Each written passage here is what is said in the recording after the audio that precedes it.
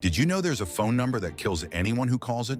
In Bulgaria, the number 0888888888 was cursed from the very beginning.